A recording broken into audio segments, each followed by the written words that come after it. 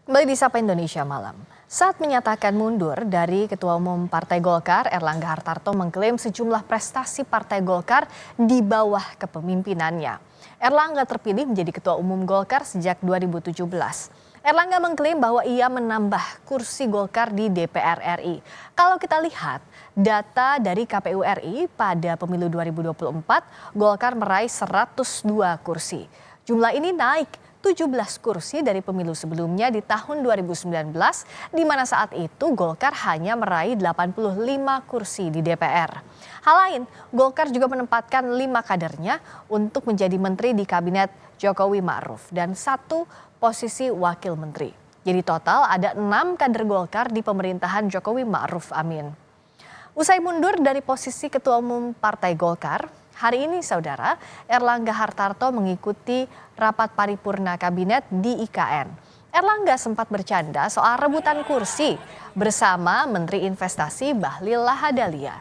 Saat para menteri kabinet hendak melakukan sesi foto bersama di IKN, Erlangga sempat bercanda terkait kursi yang diambil oleh Bahlil dari dekat Kapolri. Erlangga berkelakar, kursi untuk Kapolri saja diambil oleh Bahlil dan langsung direspons Bahlil dengan gurauan juga.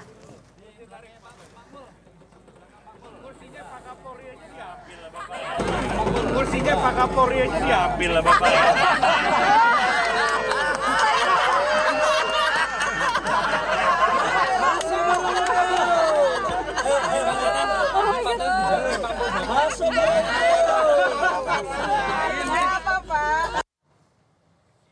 Usai mundur dari Golkar, pengusaha Yusuf Hamka menyebut ragu jika mantan Ketua Umum Partai Golkar Erlangga Hartarto mundur karena keinginan pribadi. Menurut Yusuf Hamka, ia belum mengetahui siapa yang memaksa Erlangga untuk mundur dari Ketua Umum Golkar. Saya juga belum tahu siapa yang memaksa beliau, kalaupun itu keinginan beliau pribadi, saya juga ragu kalau ditanya. Tapi kalau ada yang memaksa mundur atau tidak, walau alam bisawab, cuman Allah yang tahu.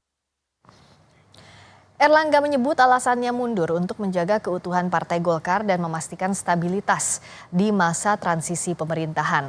Erlangga menyatakan pengunduran dirinya terhitung sejak Sabtu malam 10 Agustus 2024. Erlangga berpesan kepada kader dan simpatisan agar merawat Partai Golkar.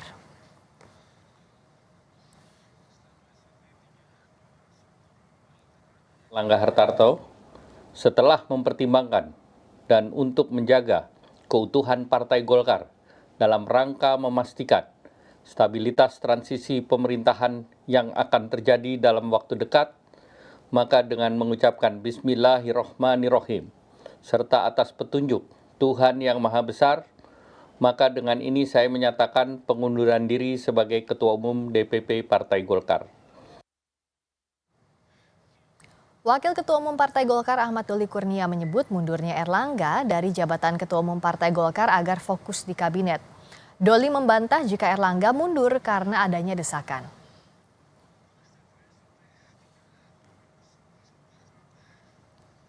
Untuk di kabinet, karena tenaga Ketua Umum kami itu sebagai Menko Perekonomian sepertinya lebih dibutuhkan ya di kabinet untuk mengantarkan masa transisi pemerintahan ya, karena banyak sekali program-program yang disiapkan sebagai program lanjutan paling lama nggak ada. Oke ya. Ketua Dewan Penasihat DPP Partai Golkar Luhut Binsar Panjaitan mempertanyakan apa kesalahan mantan Ketua Umum Partai Golkar Erlangga Hartarto sehingga ada pihak yang ingin menggelar musyawarah nasional luar biasa atau Munaslup. Luhut mengaku kaget dengan isu Munaslup Golkar.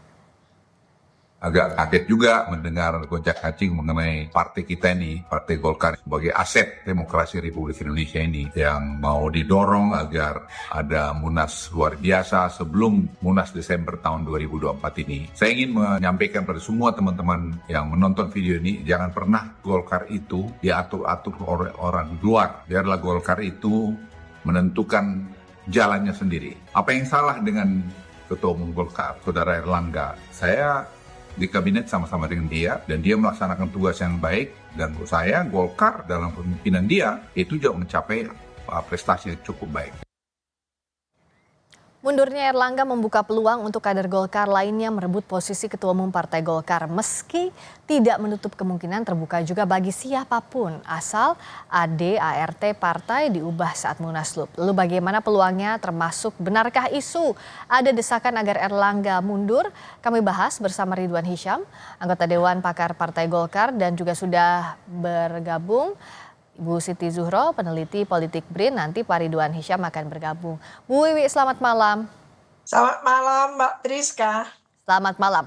Kalau melihat mundurnya Pak Erlangga yang tiba-tiba dikatakan ini keinginan pribadi, tapi ada kecurigaan juga dari mantan kader Golkar, Yusuf Hamka misalnya yang bilang bahwa tampaknya ada desakan meskipun dibantah oleh DPP Golkar. Bagaimana Mbak Wiwi lihat dinamika ini?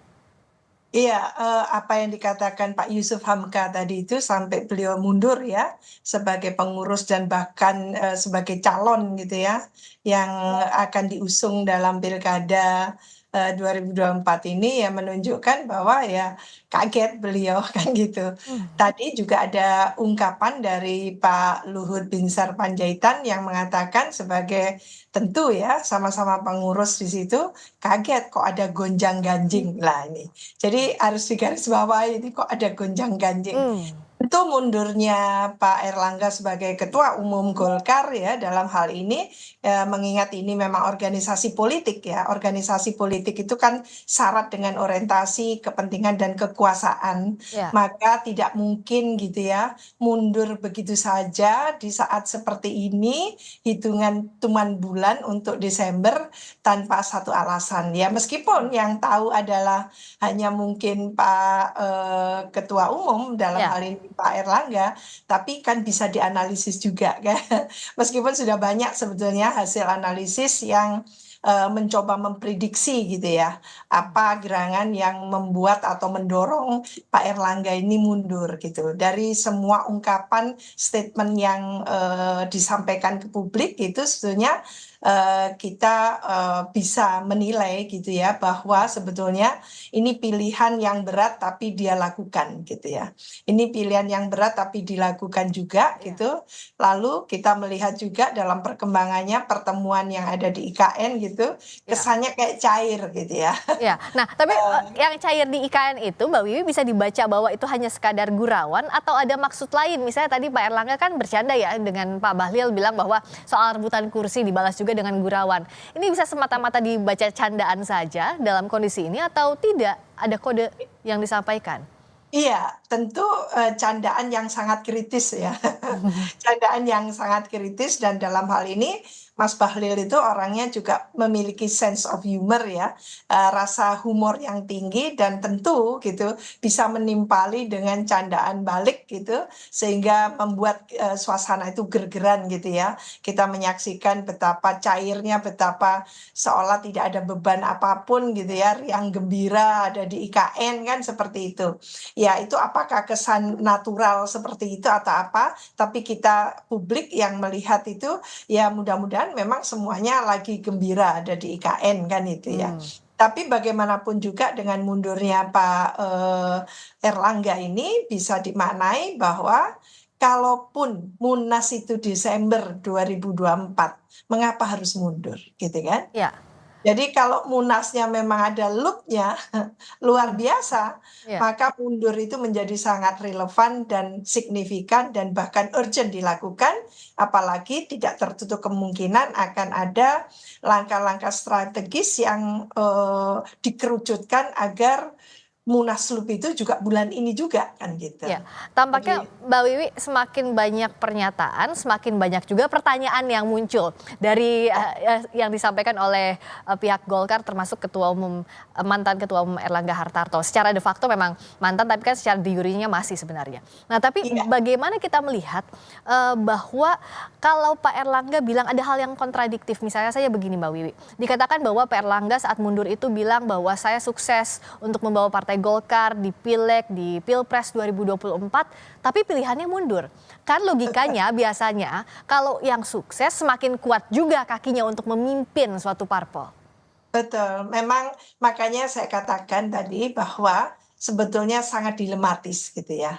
Dilematis bagi Pak Erlangga karena mengatakan satu sisi bahwa ada pengakuan terhadap keberhasilannya membawa Golkar yang luar biasa tentu di pemilu serentak 2024 ini, tapi satu sisi mendadak mundur gitu ya, tanpa ada presiden apapun gitu. Meskipun kita tahu bahwa ini adalah kulminasi mungkin, kulminasi dari perjalanan yang lalu yang sampai gitu ya, mencuat keluar waktu itu. Lah sekarang senyap gitu. Ya. Tapi langsung mundur gitu.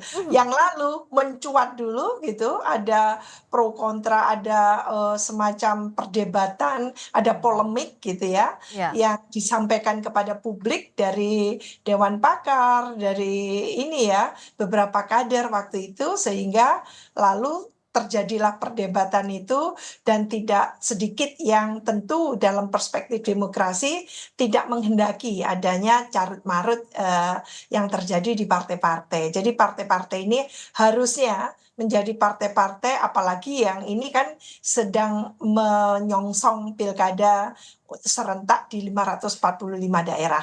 Maka ya tentunya tidak seharusnya ada kejutan-kejutan yang tidak tidak sama sekali tidak signifikan gitu Iya. untuk disuguhkan kepada publik kan gitu. Iya. Maka kita tahu juga bahwa ini masalah internal di Golkar gitu ya. Cuman publik luas itu mengharapkan bahwa meskipun itu persoalan internal di Golkar gitu ya, jangan sampai berdampak ya yang tidak positif terhadap tentunya proses demokrasi kita khususnya dalam pilkada 2024 ini yang dalam hitungan mungkin berapa bulan lagi ya untuk menuju Desember. Bulan ini 27 Agustus ini Ya. kalau tidak salah sudah ada pendaftaran.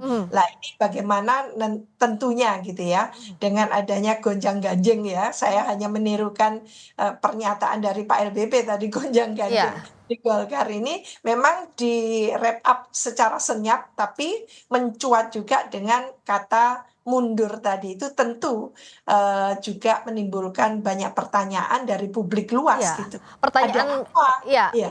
pertanyaan ada apanya termasuk begini, katanya kan Pak Erlangga menyatakan mundur karena agar transisi pemerintahan berjalan mulus. Tapi tadi seperti Mbak Wiwi bilang, kan mau pilkada juga, harusnya ini stabil kondisinya, tidak ada pergerakan yang tidak produktif. Nah, kalau dari sisi Mbak Wiwi, kacamata peneliti, apa dampak negatifnya dengan Pak Erlangga mundur jelang pilkada? Sementara di sisi lain Pak Erlangga bilang justru ini agar mulus transisinya.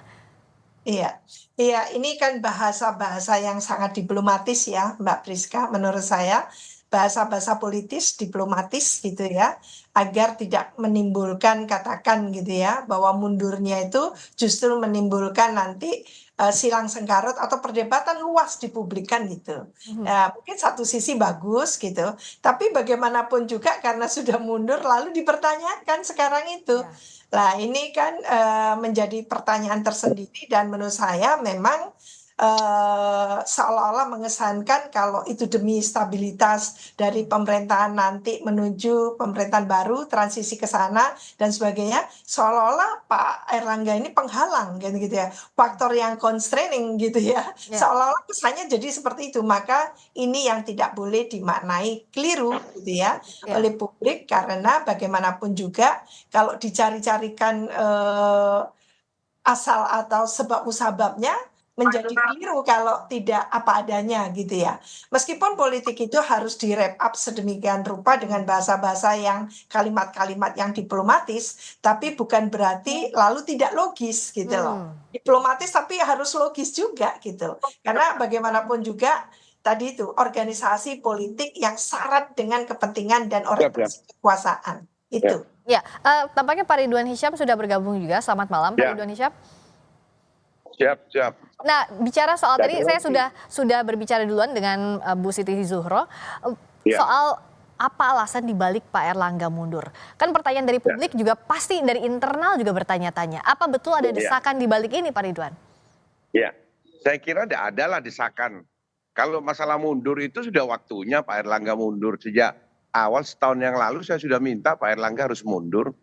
Karena dia tidak bisa melaksanakan apa yang Golkar baru dengan paradigma barunya itu dia tidak bisa melaksanakan. Apa yang tidak achieve? Sehingga ya dia Golkar itu partai mandiri, partai yang harus berubah dari zaman Orde Baru menjadi paradigma baru, partai yang terbuka, partai yang demokratis, partai yang melaksanakan manajemen modern dan mendengarkan aspirasi dari bawah dan selalu cek and recheck. Nah ini tidak dilakukan oleh Pak Erlangga, dia tertutup, manajemennya tertutup. Jadi saya sudah minta waktu ke Pak Erlangga mundur kalau tidak bisa. Saya ini anggota fraksi Partai Golkar, sudah hampir 5 tahun selesai, rapat fraksi pleno itu baru 1 kali. Padahal seharusnya ketua umum sebelumnya, setiap kita mau turun ke lapangan reses, itu kita ketemu dengan ketua umum. Begitu juga kalau kita baru masuk, kita ketemu lagi aspirasinya apa, disampaikan. Sehingga menjadi kebijakan-kebijakan partai. Ini tidak dilakukan. Saya selalu mengkritik, saya dianggap orang gila. Nah, Pak Ridwan, karena mengkritik terus. Pak Erlangga kan bilang bahwa ini mundurnya, saat mundur Pak Erlangga bilang bahwa di sisi lain justru sukses membawa Golkar, menahkodai Golkar di pemilu. Di sisi lain juga apakah ini kalau tadi Pak Ridwan bilang harusnya memang mundur, apa tepat waktunya? Ini kan mau pilkada, Munas juga nanti masih Desember. Mundurnya seharusnya setahun yang lalu. Kalau sekarang bukan waktunya mundur, kurang 3 bulan mau mundur. Setahun yang lalu. Kalau ini sukses pemilu Golkar, pemilu bukan karena Golkar. Itu efek ekor jas daripada Prabowo, Gibran, suara naik. Kalau mau tahu itu lihat hasil survei sebelum pemilu. Cuma 8-9%, di bawah 10%. Itu kerjanya partai. Ini kerjanya anggota-anggota DPR yang all out, semua anggota DPR Partai Golkar itu. Bukan kerjanya DPP Partai Golkar. Dan ada efek ekor jas dari Prabowo Gibran. Itulah kenapa Golkar naik. Karena saat itu juga ada penurunan yang cukup signifikan dari partai yang lain gitu. Berarti kondisi di Golkar sendiri, di internal Golkar memang ada gejolak begitu Pak Ridwan sejauh ini? Kalau gejolaknya kan sudah terbuka, Golkar ini partai terbuka. Jadi kita sampaikan setahun yang lalu sudah gejolak bulan Juli, kita sudah minta munaslup. Tapi karena kita ini partai yang solid, begitu sudah diberi informasi, saya selaku Dewan Pakar memberikan masukan, Ketua Dewan Pakar dan Sekretaris Dewan Pakar membuat surat resmi untuk maju sebagai calon presiden karena dia adalah calon presiden Golkar hasil Munas, dan kita membuat poros keempat, tidak didengarkan. Dan tidak ada klarifikasi. Dan kita tidak pernah Dewan Pakar yang jumlahnya cukup banyak. Dewan Pakar ini anggotanya para mantan gubernur, mantan duta-duta besar, mantan DPR-DPR, itu ada semua Dewan Pakar. Tidak didengar sama Erlangga. Diundang aja sekali, tidak pernah. Selama 5 tahun ini. Apakah itu adalah pemimpin yang terbuka? Tidak benar kan? Sangat tertutup, manajemennya manajemen tertutup dia. Nah, jadi kalau sudah waktunya mundur, ya sudah waktunya. Di tengah setahun yang lalu. Ya Pak Ridwan, di tengah gejolak yang terbuka ini, untuk bursa nama yang masuk sebagai dari mulai PLT Ketua Umum ataupun nanti definitif, siapa saja yang sudah mengemuka di internal? Ya memang ada istilah orang dalam, ada orang luar. Siapa tuh? Tapi menurut saya, karena partai ini partai terbuka, semuanya diperbolehkan. Orang dalam itu adalah orang yang sudah masuk di dalam kepengurusan atau sedang dalam kepengurusan partai. Baik itu di DPP, di DPD, di Dewan Pembina, Dewan Pakar, Dewan Penasehat, itu orang dalam. Orang luar adalah kader-kader Golkar yang tidak distruktur. Nah, contohnya orang luar itu adalah kalau dari kelompok, karena Golkar ini kan kita harus lihat sejarah. Ada sejarahnya, ada kelompok dari A, dari ABRI, dari B ada birokrat, ada G golongan. Kalau A kita dengar ada nama Purnawirawan Dudung Abdurrahman. Dari B ada Yusuf Puteh ya. Itu apa namanya ketua BPKP. Dari G ada Bahlil. Itu dianggap orang luar. Tapi semua itu adalah kader Golkar. Orang dalamnya ada namanya Bambang Susatyo, ada Agus Gumiwang. Nah, itu adalah orang dalam yang ada di struktur. Nah, atau mungkin ada lagi nanti yang dalam struktur yang maju. Jadi buat saya itu tidak masalah. Yang terpenting dia memenuhi syarat PDLT. Itu adalah syarat dari Golkar. P-nya itu orang yang berprestasi. Yang kedua, D-nya orang yang berdedikasi. L-nya dia harus orang yang loyal, dan D orang yang tidak tercela. Selama dia memenuhi PDLT itu silahkan. Nah kalau Mbak Wiwi lihatnya dari nama-nama orang dalam dan orang luar tadi yang diklasifikasikan oleh Pak Ridwan Hisyam, itu bagaimana membaca pemetaannya, termasuk juga bagaimana membaca peluangnya? Iya, Golkar ini partai lama, partai yang dihuni oleh para teknokrat gitu ya, kader-kadernya oke, bagus-bagus SDM-nya. Ya Mas Hisam ya. Siap, Prof. Ini Prof ini sama-sama Jawa Timur. Bagus-bagus. Jadi tentu kalau kadernya banyak seperti ini, kita harapkan ya Partai Golkar itu menjadi role model gitu ya. Bagaimana agar SDM yang baik tadi itu, yang memenuhi kata Mas Ridwan Hisyam tadi itu adalah PDLT ya kalau nggak salah. Ya, betul, PDLT. Nah, PDLT tadi itu tentu itu dikompetisikan. Supaya apa? Supaya terasa hak otonom dari masing-masing kader tadi itu. Ya biasanya ada ketum, ada waketum ya. Jadi di situ silahkan saja mau Mas Erwin Aksa, mau Mas Doli, Kurnia Tanjung gitu ya. Terus ada Mas Ridwan Hisyam ini juga kader sudah luar biasa ini. Ini sudah Ya boleh dong. kader tua. Jadi betul-betul enggak ada tua muda. Saya bukan aliran yang pokoknya muda, tidak, tapi yang PDLT tadi itu. Maka itu yang dikompetisikan supaya ada fairness. Jangan langsung ujuk-ujuk gitu ya. Muncul calon tunggal, lalu aklamasi. Waduh, buruk banget itu. Jadi itu kalau itu halnya, maka nanti Partai Golkar ini akan menuai kapan senyap, kapan gonjang-ganjing. Kan?